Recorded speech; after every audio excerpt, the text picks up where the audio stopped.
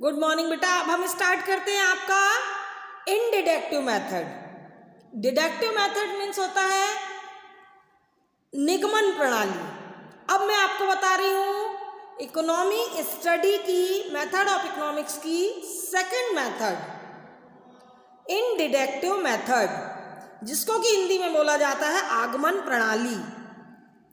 तो ये जो इनडिडक्टिव मेथड है बेटा, ये जर्मनी से चालू हुई थी और जर्मनी जो है वो हिस्ट्री को बहुत इम्पोर्टेंस देता है। तो उन्होंने एक मतलब ऐतिहासिक संप्रदाय से इसका मतलब क्या बोलना चाहिए, डेवलप हुई है ये एक ऐतिहासिक संप्रदाय से जर्मन के। तो उन्होंने ये बताया है कि कोई भी घटना जो मतलब जनरल घटती है तो उन घटनाओं से हम एक डिसीजन निकाल लेते हैं, इसको इनडिडक्टिव मेथड कहा जाता है। अब आप घटनाओं से कैसे डिसीजन निकालते हैं, तो फॉर एग्जाम्पल मैं आपको एग्जाम्पल देती हूँ। कोविड से राम की मृत्यु हुई, ठीक है।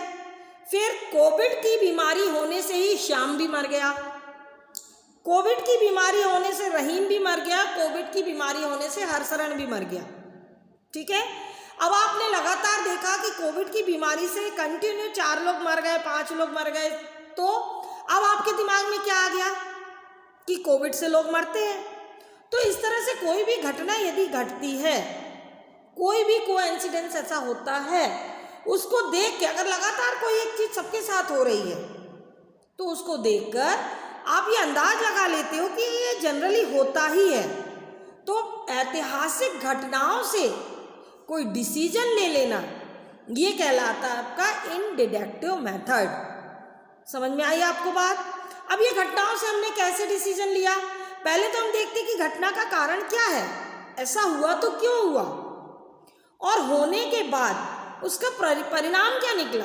तो यहाँ पर हम क्या हो रहे हैं, पहले परिणाम देखा कि लोग मर रहे हैं। आप मेरी बात पे गौर कीजिए, पहले हमने परिणाम देखा कि लोग मर रहे हैं, फिर हमने देखा कि क्यों मर रहे हैं। मतलब आप विशिष्ट से एक स्पेशलाइजेशन स्पेशलिस्ट से आप नीचे जनरल की ओर आ रहे हो, स्पेशल से जनरल की ओर आ रहे हो, आप परिणाम से कारण की ओर आ रहे हो। ये है आपका इनडिडक्टिव मेथड।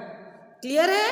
अब ये मेथड जो है वो 2 प्रकार से होती है। एक तो एक्सपेरिमेंटल होती है बेटा, जिसमें कि आप परीक्षण करते हो, है ना। जब आपने देखा कि लगातार इतने लोगों की मौत हुई तो आप देखना चाहोगे ना कि क्यों हुई इतनी मौतें, तो आप उसके लिए एक्सपेरिमेंट करते हो, परीक्षण करते हो, ठीक है। तो आप उसका कारण जानते हो, तो वो है एक्सपेरिमेंटल मेथड। आप एक्सपेरिमेंट करके देख रहे हो, ठीक है। अब आपको बोलोगे मैडम ये इकोनॉमिक्स में कैसे जुड़ा है, तो बेटा हर छोटी बड़ी घटना इकोनॉमी से जुड़ी हुई होती है, इकोनॉमिक्स से कुछ भी अलग नहीं है, ये मैंने पहले की क्लासों में आपको बताया हुआ है। तो यहाँ पर कोविड का क्या प्रभाव है इकोनॉमी पे, ये आप अच्छी तरह से जानते हैं। मैंने सिर्फ एग्जाम्पल लिया, ऐसे कई सारे एग्जाम्पल हो सकते हैं।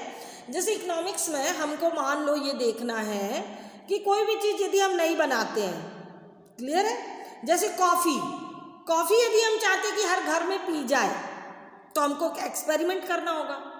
100 लोगों को आप कॉफ़ी पिला कर देखिए सुबह, और दूसरी सुबह उनको चाय पिला कर देखिए। अगर वो चाय के एडिक्ट हैं तो 100% उनको कॉफ़ी से सेटिस्फैक्शन नहीं मिलने वाला।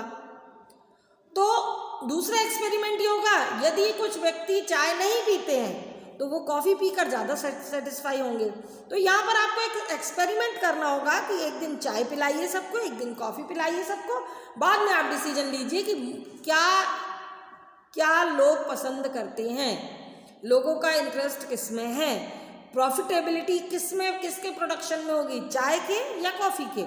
आज आप देख लीजिए, सिर्फ चाय या कॉफ़ी के ब्रांड को ही हम यदि कंपेयर करें तो कॉफ़ी के कई, चाय के अनेकों ब्रांड हैं, लोकल से लेकर इंटरनेशनल कंपनियां तक चाय बनाती हैं, बट कॉफ़ी के ब्रांड जो है सिलेक्टेड है। क्यों? क्योंकि हमारे यहाँ की जो लोकेलिटी है, हमारे यहाँ की जो ह्यूमैनिटी है, वो चाय के एडिक्ट हो चुके हैं, है ना। तो हम एक एक्सपेरिमेंट से डिसीजन लेते हैं कि क्या हमको प्रोडक्शन करना चाहिए। तो ये हमारा होता है एक्सपेरिमेंटल मेथड। दूसरा होता है स्टैटिकल। स्टैटिकल मेथड मीन्स होता है आंकड़ों से निष्कर्ष निकालना है, डाटा के बेस पर आपको रिजल्ट निकालने हैं। तो यहाँ पर आप क्या करते हैं, डाटा तैयार करते कि कितने लोग, आप सबसे पूछते भाई कितने % लोग चाय पीते हैं, इतने % लोग कॉफ़ी पीते हैं। ये आप परसेंटेज कब निकाल पाएंगे, जब लोगों के बीच में जाकर आप एक्सपेरिमेंट करेंगे, तभी आप निकाल पाएंगे।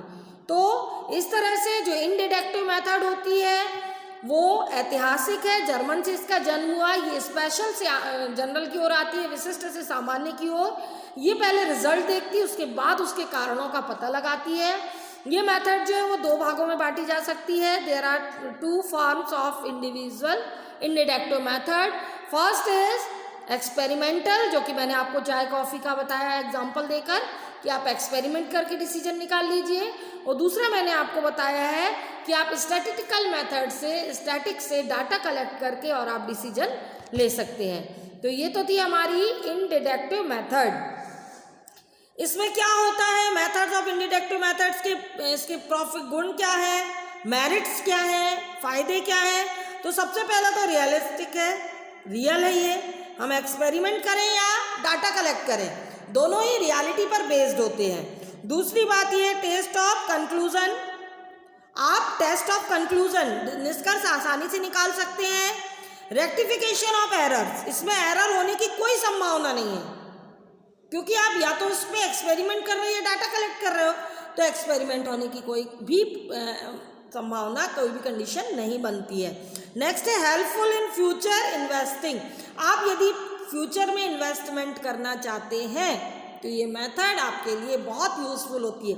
वैसे भी आप देखो, जैसे कोई नया इन्वेस्टमेंट करना चाहता है तो वो policybazaar.com पर जाकर सर्च करता है। तो वो पॉलिसी बाजार पर जाकर सर्च कैसे करेगा, कैसे सर्च करेगा? वहाँ पर डाटा कलेक्ट होते हैं जिनको देखकर आप आसानी से सर्च कर सकते हो। नेक्स्ट है हेल्पफुल इन फ्यूचर इन्वेस्टिगेशंस। अगर हमको भविष्य में कोई अनुसंधान करना, कोई इन्वेस्टिगेशन करनी है तो हमारे लिए ये मेथड बहुत यूजफुल होती है।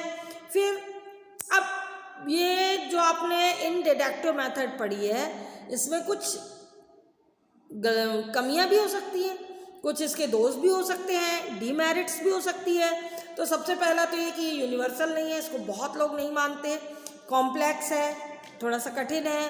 फिर कंक्लूजन पर बेस्ड है, डिसीजंस पर बेस्ड है, क्योंकि मैंने पहले ही बताया कि आप पहले परिणाम देखते हो, बाद में उसके कारणों को जानते हो।